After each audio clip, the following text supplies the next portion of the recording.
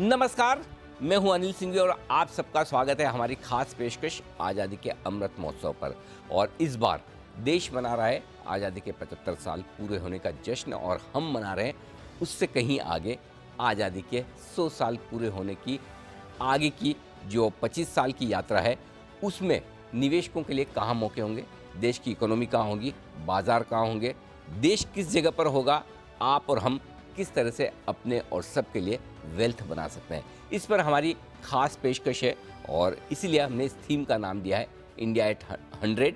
और इसके साथ ही जो मार्केट का हमारा डिस्कशन है उसका टाइटल भी यही है, बुल रन अहेड। जी हाँ, कुछ बेहतरीन समय आपके हमारे सबके लिए आने वाले 25 सालों के लिए। आइए, एक बेहद खास मेहमान मेरे साथ कार्यक्रम में शामिल हो रहे हैं जो बाज़ार की चाहे वो भारतीय बाज़ार हों चाहे दुनिया भर के बाज़ार हों, बड़ी गहरी पकड़ रखते हैं। साथ ही माइक्रो और मैक्रो फैक्टर्स दोनों पर उनकी बड़ी पैनी नज़र होती है और देश की इकोनॉमी, देश की पॉलिसीज़ और बाज़ारों को बखूबी जानते पहचानते हैं और जिन्हें 35-40 सालों का गहरा अनुभव भी है। आइए मुलाकात करते हैं देश के दिग्गज mutual fund HDFC mutual fund के MD और CEO नवनीत मुनोत साहब हमारे साथ कार्यक्रम में हो रहे हैं शामिल। नवनीत जी, बहुत बहुत स्वागत है। सबसे पहले तो आपको HDFC म्यूचुअल फंड की पूरी टीम और आपके लाखों इन्वेस्टर्स जो हैं खुश हैं मुस्कुराते हुए, उन सबको बहुत बहुत बधाई आज़ादी के अमृत महोत्सव की। अनिल जी, आपको भी जी बिजनेस के पूरे परिवार को और सभी दर्शकों को आज़ादी के अमृत महोत्सव की बहुत बहुत बधाई और आने वाले अमृत काल के लिए बहुत बहुत शुभकामनाएं। लगभग इसी समय पिछले साल हमने मुलाकात की थी, बात की थी और तब आपने एक बड़ी इंटरेस्टिंग चीज़ बताई थी कि वैसे तो हम हर साल आज़ादी का महोत्सव मनाते हैं, लेकिन देश को वित्तीय आज़ादी चाहिए। और वित्तीय आज़ादी की हम बात करते तो बड़ी आपने जो कहना चाहिए कि एकदम जब माइक्रो लेवल पर जाकर जो होता है ना कि देश में महिलाओं की तरफ से या छोटी छोटी जगहों में लोगों की आदत वो फाइनेंशियल सेविंग की है नहीं और वो अपना पैसा बर्नी में रखते हैं। और बड़ी इंटरेस्टिंग थीम आपने चलाई थी, बर्नी से आज़ादी। 1 साल हो चुका है आपकी उस थीम को, बताएं। नहीं, पूरे देश में हमारे लिए मूवमेंट है अनिल जी। मैंने कहा था हमारा एक लक्ष्य है अगले 25 साल में जिस तरह से देश सशक्त बनेगा, समृद्ध बनेगा, सुदृढ़ बनेगा, स्वस्थ भारत बनेगा, तो उसमें हर भारतीय की भागीदारी होनी चाहिए, हर भारतीय का प्रयास भी हो और वो ग्रोथ के अंदर सबकी भागीदारी होनी चाहिए। और म्यूचुअल फंड एक वो जरिया है कि अगर आप 100, 500, 1000 रुपये, 5,000 रुपये महीने लगा करके भी over a long period of time देश में जो प्रगति हो रही है, देश की जो विकास हो रही है, देश में जो कॉर्पोरेट्स के प्रॉफिट्स बढ़ रहे हैं, उसमें आपकी भी भागीदारी बन सकती है। तो बढ़नी से आज़ादी हमारे लिए एक बड़ा मूवमेंट था, to be the wealth creator for every Indian, की हर घर घर में जाकर अलग जगह है। अनिल जी, आपने उस दिन देखा प्रधानमंत्री ने गिफ्ट सिटी में कहा कि पूरे म्यूचुअल फंड इंडस्ट्री को और उससे जुड़े हुए सभी लोगों को कहा कि 10 लाख करोड़ जो AUM था 2014 में, आज 35-36 लाख करोड़ का हो गया है 2022 में। तो सबको उन्होंने बधाई दी, लेकिन साथ में अगला जो उनका सेंटेंस था कि लोग निवेश करना चाहते हैं और लोगों को निवेश करना है, ज़रूरत है कि इस बात को हम जागरूकता हम सब जगह जाकर के जगाएं। तो चाहे वो बच्चे स्कूल में पढ़ रहे हो, चाहे कॉलेज में पढ़ रहे हो, चाहे महिलाएं जो घर पर हैं या महिलाएं जो काम कर रही है, सब जगह पर हम जाकर वो एक निवेश के बारे में जागरूकता जगाएं और उसी में हम सब लगे हुए हैं। आपका तो बहुत प्रयास है, तो आपको भी बहुत बहुत बधाई और धन्यवाद। धन्यवाद। बिल्कुल कोशिश करते हैं। और मुझे याद है, मैं आपको है ना वो थोड़ा सा फ्लैशबैक में ले जाना चाहता हूँ पिछले साल। और क्योंकि जब छोटी छोटी जगहों में आप बात करते हैं, क्योंकि चलिए मेट्रो सिटीज़ में, सेमी मेट्रो सिटीज़ में तो काफ़ी हद तक थोड़ी थोड़ी वित्तीय साक्षरता आ रही है, लेकिन अब ये जो फाइनेंस, इन्वेस्टमेंट, सेविंग्स, ये देश में छोटी छोटी जगहों पर पहुंच रही है। और इसीलिए आपने जिस मुहिम की शुरुआत की, मैं एक बार आपको सुनवाना चाहता हूं कि पिछले साल हमने इस वक्त क्या बात की थी। क्या कुछ बदला है 75 सालों में आज़ादी के बाद से निवेश करने के तौर तरीकों में? धीरे धीरे हम कैसे डेवलप होकर कहाँ बढ़ रहे हैं? तो एक समय था जब पैसा निवेश करना मतलब या तो ज़मीन में कहीं सोना नीचे रख दें और या फिर बढ़नी में लॉकर भी नहीं होते थे। हाँ, लॉकर भी नहीं होते थे, तो घर में लोग तिजोरी में रखते थे या ज़मीन के नीचे रखते थे, और या बढ़नी में कैश रखते थे या कलदार रखते थे। आज हमें वो बढ़नी से आज़ादी चाहिए, आज हम जो ज़मीन के नीचे रख रहे थे उससे आज़ादी चाहिए, और वो आज़ादी काफ़ी हद तक हम उसमें प्रोग्रेस कर पाए हैं। म्यूचुअल फंड में हमारा भी यही लक्ष्य है, wealth creator for every Indian, कि एक 500 रुपये, 1000 रुपये की SIP के जरिए भी लाखों रुपए over a period of time की वेल्थ क्रिएट हो सकती है। तो आज के 25 साल पहले अगर किसी ने 10,000 रुपये महीने की SIP करी, कुछ ऐसे फंड्स हैं जहाँ पर हमारे भी हैं कुछ ऐसे फंड जहाँ पर आज अगर वो उसकी वेल्थ देखेंगे तो 8-9 करोड़ रुपया हो गई। तो ये है आपके लिए फाइनेंशियल सेविंग और उनको उन्हें ढंग से म्यूचुअल फंड में इन्वेस्टमेंट करने का जरिया, और इस मुहिम की शुरुआत पिछले साल की थी। अब आइए थोड़ा फोकस करते हैं आने वाले समय के लिए। हम इस वक्त इंडिया एट 100 बना रहे हैं कि हम ये चाहते हैं कि लोगों को एक पर्सपेक्टिव मिले। जैसा आपने अभी कहा भी कि अगर आप निवेश करते तो आज 10,000 रुपये निवेश करके आप 8-9 करोड़ रुपए उतना बड़ा कॉर्पस बना सकते हैं। अगले 25 साल कहाँ देखते हैं आप हिंदुस्तान की इकोनॉमी कितनी बड़ी हो सकती है?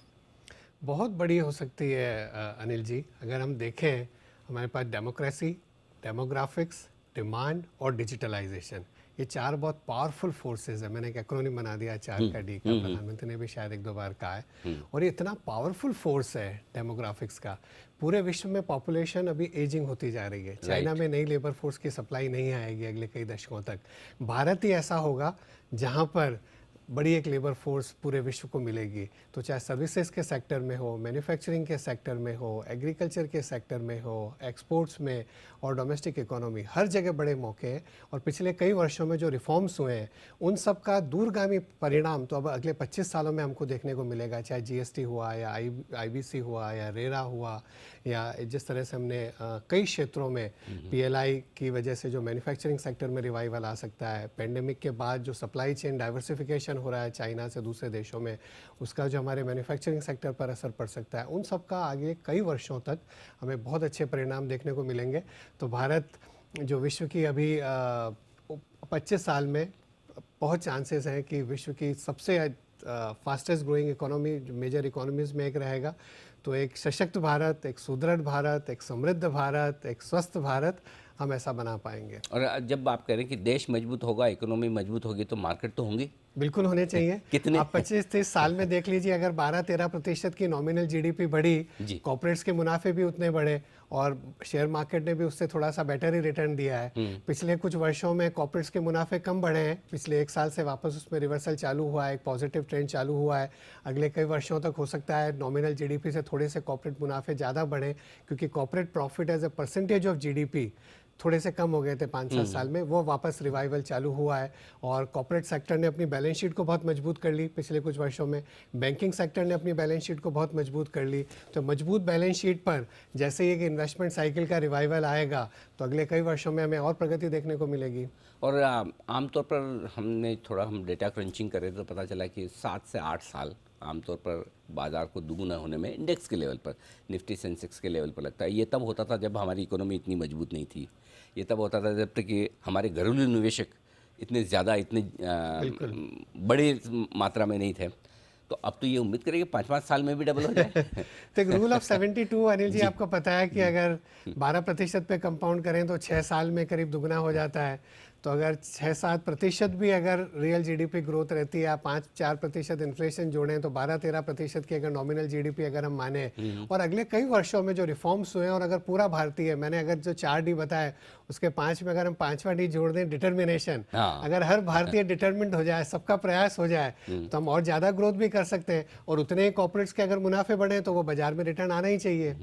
ये बात सही है। अगर 5-6 साल में दुगुना होना कोई बहुत बड़ी बात नहीं। अच्छा, एक चीज़ और हुए हैं विश्व में कई देशों में, अगर आप इतिहास देखोगे तो ऐसा हुआ है। अच्छा, एक चीज़ जो हमेशा पहले मार्केट में लोगों को डर भी रहता था कि थोड़ा इम्बैलेंस्ड है कि भाई हम कम्प्लीटली फॉरेन इन्वेस्टर्स पर डिपेंडेंट हैं। लेकिन पिछले 2 सालों से जो बड़ा बदलाव आया है, चाहे कोविड की वजह से समझ लें, कुछ भी समझ लें, अब लोग इस तरफ आए हैं और इन्वेस्टर्स काफ़ी बड़े हैं। क्या लगता है आपको, क्या अगले 25 सालों में ये बड़ा गेम चेंजर होगा कि इंडिया, हमारे मार्केट हमारे निवेशकों के दम पर चलेंगे, न कि फॉरेन इन्वेस्टर्स के दम पर? ऐसा नहीं है कि हमें फॉरेन निवेश नहीं चाहिए, हमें चाहिए। और पूरे विश्व के लिए भी ये जरूरी है कि जहां पर ग्रोथ ज़्यादा हो तो पैसा वहीं आना है। बाकी देशों के तुलना में अगर ग्रोथ की पोटेंशियल हमारे यहाँ ज़्यादा है तो पूरे विश्व के निवेशक हमारे यहाँ भी निवेश करेंगे।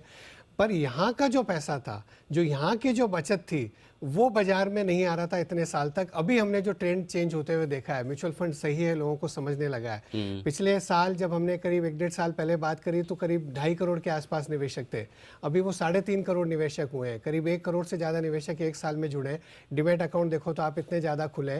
तो पूंजी बाजारों के प्रति लोगों का विश्वास बढ़ गया है। लोगों को लग रहा है कि अगर लंबे समय में पैसा ज़्यादा बनाना है, इन्फ्लेशन को बीट करना है, तो ये एक तरीका है। और म्यूचुअल फंड एक बहुत ही सीधा, एक अच्छा सरल तरीका है जहां पर आप डिसिप्लिन के साथ एक एसआईपी चालू कर दी, बैंक में मैंडेट दे दिया, पैसा कटता जा रहा है और धीरे धीरे बढ़ता जा रहा है। तो ये एक बहुत बड़ी ताकत हमारी बन जाएगी। आप सोचो अगर $3 ट्रिलियन की इकोनॉमी में 20% हमारी अगर सेविंग्स रेट हो, 500-600 बिलियन डॉलर हर साल का देश के निवेशक ही हमारे यहाँ लगा सकते हैं, तो वो over a period of time कितना बढ़ता चला जाएगा। हमें भी बाहर जाकर पैसा लगाना पड़ेगा, ऐसा लगता नहीं, है। वो बिल्कुल सही, सिचुएशन आ सकती है। सही बोला। जब एक देश की अर्थव्यवस्था इतनी बड़ी बन जाएगी, हमारा निवेश का पूल जब इतना बड़ा बन जाएगा, तो यहीं के निवेशक विश्व के कई, जब 25 साल बाद जब हम बहुत बड़े बन जाएंगे तो हम देखेंगे और कहाँ संभावना है, वहाँ भी निवेश करेंगे। दूसरे मार्केट कहेंगे भारत के एफआईज आए हैं। आज भारत के निवेशक आए निवेश करने, बिल्कुल सही है। और ये बड़ी बात नहीं है। 25 साल में अगर आप पिछले 25 साल भी देखोगे हम कहाँ थे और आज कहाँ आ गए, अगले 25 साल में यहाँ से बढ़ना ही है। क्या कुछ बड़ा बदलेगा देश में अगले 25 सालों में, आपको क्या लगता है? नहीं, बहुत कुछ। एक हमसे अगर करीब 200-250 साल पहले का इतिहास देखें तो सदियों तक हम विश्व की बड़ी अर्थव्यवस्था में रहे। हम करीब उस समय ऐसा कोई जीडीपी कैलकुलेट नहीं होती थी, बट ऐसा मानना है कि करीब 25-30% ग्लोबल जीडीपी खाली भारत की थी। 25-30%। हम वाणिज्य के क्षेत्र में, उद्योग के क्षेत्र में, व्यापार के क्षेत्र में विश्व में बहुत बड़ी ताकत थे, बहुत बड़ी ताकत थे, सैकड़ों हजारों साल तक। ये गुलामी के हमारे कुछ साल, कुछ दशक या कुछ सदियां निकली, बट वापस अभी परिवर्तन हुआ है। 1947 में हमें आज़ादी मिली। सही मायने में देखें तो इकोनॉमिक आज़ादी शायद 1991 से चालू हुई, जब रिफॉर्म चालू है, वैश्वीकरण हुआ, उदारीकरण हुआ। 2014 में एक बड़ी चीज हुई है, वो है जनधन योजना, आधार और मोबाइल फोन। वो जो एक जैम ट्रिनिटी बनी, उसकी वजह से 100 करोड़ भारतीय, 125 करोड़ भारतीय एक मेन स्ट्रीम फाइनेंस से जुड़ गए। और अभी अगर हम सोचें आगे जाकर के, तो एक जन निवेश, एक योजना नहीं कहूंगा, पर एक जन निवेश का जो एक मुहिम चालू हुई है, इसमें धीरे धीरे जब देश का पैसा हमारे यहाँ आएगा पूंजी बाजारों में, वहां से हम उद्योग और व्यापार में वो पैसा लगाएंगे। वो लोग जो ग्रोथ करेंगे, जॉब्स क्रिएट करेंगे, तो इनकम बढ़ेगी, वापस इनकम बढ़ेगी तो लोग और निवेश करेंगे तो और उद्योग और व्यापार बढ़ेंगे। तो ये एक वर्चुअस साइकिल हमारा बन सकता है। यानी कि बहुत कुछ बेहतर होने वाला है। मार्केट के लिहाज से क्या लगता है आपको? क्योंकि हर बार ये होता है कि तेज़ी के मार्केट भी होते हैं, मंदी के मार्केट भी होते हैं, नई नई थीम्स आती है, पुरानी थीम्स चली जाती है, नए कॉर्पोरेट घराने आते हैं जो चमकते हैं, पुराने पीछे हो जाते हैं। अगले 25 सालों में मार्केट में क्या थीम्स होंगी जो आपको लगता है कि काम करेंगी? भारत में भी हम $2000 पर कैपिटा जीडीपी है अनिल जी। हालांकि हमारी बड़ी अर्थव्यवस्था है, $3 ट्रिलियन की अर्थव्यवस्था है, पर वो 5 ट्रिलियन हो जाएगी, 7 हो जाएगी, 10 हो जाएगी। लेकिन पर कैपिटा जीडीपी देखें और इतनी बड़ी डेमोग्राफिक्स देखें, 125-150 करोड़ लोग अगर होंगे, तो $2000 से जब $3000 जाएंगे, $3000 से जब $4000 जाएंगे, तो कई सारी नई इंडस्ट्रीज बढ़ती चली जाएगी। जैसे हमारा ही अगर उदाहरण दें म्यूचुअल फंड इंडस्ट्री का, जैसे मैंने बताया कि 10 लाख करोड़ थे और 37 लाख करोड़ हो गए। आप 20 साल देखिए, 2002 में पूरी इंडस्ट्री का AUM 1 लाख करोड़ था, 2012 में 6 लाख करोड़ हो गया, आज 36 लाख करोड़ हो गया, 6 गुना, वापस 6 गुना। अब आप उसको गुना करते जाइए, अगले 10 साल में वापस 6 गुना नहीं होगा, उसके बाद वापस 6 गुना नहीं होगा, तो वो 36 गुना कितना बड़ा अमाउंट हो जाएगा। तो कितनी अपॉर्चुनिटीज है फाइनेंशियल सर्विसेज में या आपके क्षेत्र में, हर क्षेत्र में। आप सही फील्ड में लेकिन एक चीज़ जो लोग सोच रहे हैं कि हाँ हिंदुस्तान का समय आ गया है, क्या वाकई में 20-25 साल का व्यू लेकर पैसा लगाना इस वक्त ठीक है? बिल्कुल लगाना चाहिए। जैसा आपने जो क्लिप दिखाया, हमने बताया कि पिछले 25 साल अगर इतने अच्छे हुए हैं, तो अब तो एक नया आत्मविश्वास है। अब तो जो रिफॉर्म्स हुए हैं उसका परिणाम तो अभी हमको देखने को मिलेगा अगले 25 सालों में। छोटी सी आप GST देखिए और उसकी वजह से गवर्नमेंट के रेवेन्यूज कितने बढ़ गए हैं, या हर क्षेत्र में देखिए किस तरह से हम प्रगति कर रहे हैं। तो आज पहले हमको एक बार डर लगता था कि यार ऑयल प्राइसेस बढ़ेंगे तो ऑयल का इंपोर्ट्स हमारे यहाँ इतना तो देश को एक बड़ी चुनौती हो जाती थी आर्थिक। लेकिन आज हमारा जो सॉफ्टवेयर का एक्सपोर्ट्स है वो ऑयल के इंपोर्ट से ज़्यादा हो गया। तो हम जो सॉफ्टवेयर बेच रहे हैं, data is the new oil, अगर हम वो बेच रहे हैं तो ऑयल का जो इंपोर्ट था उससे ज़्यादा हो गया। इस तरह की कई संभावनाएं और आगे भी निकलेगी। फाइनेंशियल सर्विसेज भी एक बड़ी एक्सपोर्ट इंडस्ट्री बन सकती है। हम पूरे विश्व के लिए फाइनेंशियल सर्विसेज प्रोवाइड कर सकते हैं। आज हजारों लोग हैं जो विश्व की बड़ी संस्थाओं के लिए भारत में काम करते हैं, लेकिन उनके फ्रंट ऑफिस भी बन सकते हैं अगर गिफ्ट सिटी जिस तरह से आगे बढ़ती रहेगी धीरे धीरे। तो बहुत संभावनाएं हैं देश में। रिस्क क्या हो सकती है मार्केट के लिए, इकोनॉमी के लिए, क्या रिस्क हो सकती है? से अगर 25 साल का व्यू लें तो रिस्क कम हो जाती है। छोटे समय में बाजार में हमेशा वॉलेटिलिटी रहती है। अगर मैं फरवरी में आपके यहाँ था, बाजार एक नई ऊंचाई पे था, निफ्टी 12,000 था, लेकिन किसी को नहीं पता था कि 1 महीने के बाद कोविड हो जाएगा और इस तरह से एक आर्थिक चुनौती, इतनी बड़ी एक हेल्थ केयर की क्राइसिस, इतनी बड़ी एक ग्लोबल जियोपॉलिटिकल क्राइसिस आ जाएगी। पर इतनी क्राइसिस आने के बाद भी अनिल जी 12,000 में अगर आपने फरवरी में निवेश कर दिया ऑल टाइम हाई पे, आज हम कितने 17,000 के आसपास हैं। हमारे फ्लेक्सी कैप फंड की मुझे याद है एनएवी कुछ तो 650-70 रुपए से 400 रुपए करीब हो गई थी मार्च में, पर किसी ने अपनी एसआईपी जारी रखी तो आज 1,000 रुपए के ऊपर वापस चली गई। तो इस तरह की वॉलेटिलिटी रहेगी। विश्व में कभी ब्याज दरें ऊपर जाएगी, कभी नीचे जाएगी। विश्व में कभी ऑयल के प्राइसेस ऊपर जाएंगे, कभी नीचे जाएंगे। कभी कोई जियोपॉलिटिकल रेस जैसे हमने रशिया यूक्रेन का देखा, कभी कोई चाइना ताइवान के बारे में हम सुनते हैं, कभी कुछ और सुनते हैं। इस तरह की चीज़ें होती रहेगी। उसके लिए हमें तैयार रहना चाहिए, क्योंकि बाजार में पैसा ज़्यादा इसलिए बनता है क्योंकि बाजार में वॉलेटिलिटी होती है। कई जने नहीं लगाते हैं, जो लगाते हैं उनको वो फ़ायदा मिल जाता है। अब ये बताइए कि अगले 25 सालों में HDFC म्यूचुअल फंड में क्या बदलेगा, क्या कुछ बदलाव होंगे, ये बताइए। नहीं तो जैसा हमने स्टार्ट किया आज 22-23 साल पहले, जब 100 करोड़ और 500 करोड़ से शुरुआत हुई होगी और आज 4 लाख करोड़ के ऊपर मैनेज कर रहे हैं। और वो जब मैंने बताया आप रूल ऑफ 72 लगा लीजिए, अगर 12% तो नॉमिनल जीडीपी ग्रो हो रही है, और अगर निवेश उससे ज़्यादा दर से बढ़ता है तो हम उसको एक्स्ट्रापोलेट कर सकते हैं हम कहाँ पर होंगे। हमने तो एक विजन बनाया अनिल जी हमारे लिए, to be the most respected asset manager in the world. हमने ये नहीं कहा इन इंडिया, बिकॉज इंडिया में तो रेस्पेक्ट है ही ब्रांड की, इन द वर्ल्ड की। जब 25 साल में भारत इतनी बड़ी अर्थव्यवस्था बनेगा, हमारे पूंजी बाजार इतने बड़े बनेंगे, हमारी निवेश का पूरा इकोसिस्टम जब इतना बड़ा बनेगा, तो यहाँ की कुछ संस्थाएं हैं जो पूरे विश्व स्तर की होगी। उस विश्व स्तर में हम सबसे बड़े रेस्पेक्टेड, सबसे बड़े सम्मानीय कैसे बन सके। तो अपना बेंचमार्किंग विश्व के सबसे बड़े जो सबसे सम्मानीय उनसे रखना चाहिए। कभी भी आशाएं छोटी नहीं रखनी चाहिए। नहीं, और ये मतलब ऐसा नहीं कि आउट ऑफ रीच वाली बात है, क्योंकि HDFC की जो ब्रांड है, पेरेंटेज है, जो इतने सालों की लेगेसी है, बहुत इज्जत के साथ नाम लिया जाता है। और फिर उसके ऊपर आपके फंड्स की परफॉर्मेंस और जो रेस्पेक्ट है, नहीं सब अनिल जी हम बात करते हैं कई बार पीपल हैं, प्रोसेस है, फिलॉसफी है, प्रोसेस है, प्रेजेंस है, प्लेटफॉर्म है, बट सबसे बड़ा पी जो जरूरी होता है वो होता है पर्पस। अगर आपका पर्पस सही है लाइफ में तो सब कुछ अच्छा हो जाता है। आपका पर्पस रहता है कि निवेशकों का पैसा बनाना है, दिन आप उसी से चालू करते हैं, इसलिए वो मुस्कुराहट रहती है। तो हमारा भी पर्पस वही है, to be the wealth creator for every Indian, कि भारत की ग्रोथ में हर भारतीय को उसमें भागीदारी मिलनी चाहिए। वो SIP के जरिए हमको वो अलग जगाना है, तो वो अलग हम जगा रहे हैं। तो हमको लग रहा है अगर इतने अच्छे पर्पस से काम कर रहे हैं और इस पैशन से कर रहे हैं कि पूरे विश्व में सम्मानीय बनना है, तो अपने आप चीज़ें होती चली जाएगी। कोविड के बाद चाहे बाई चॉइस समझें या फिर बाई एक्सीडेंट, नए निवेशक बहुत आए हैं। और अब पहली बार ऐसा देखने को मिलता है कि यंगस्टर्स, जो यूथ है हमारा, 20 साल 25 साल के बच्चे हैं जो जमकर पैसा लगा रहे हैं, और उन्हें समझ में आ रहा है कि ये मार्केट उनके लिए है।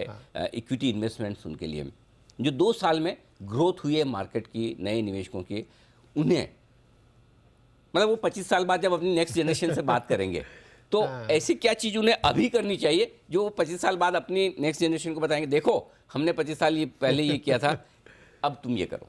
नहीं, अगर इतिहास भी देखें और आगे भी करें, आप अगर 25 साल के हो और आप 1,000 रुपया अभी लगाते हो और 12% पर अगर आपने उसको बढ़ा लिया है, तो जब आप 55 साल के होगे तो वो करीब कितना हो जाएगा, वो मेरे ख्याल में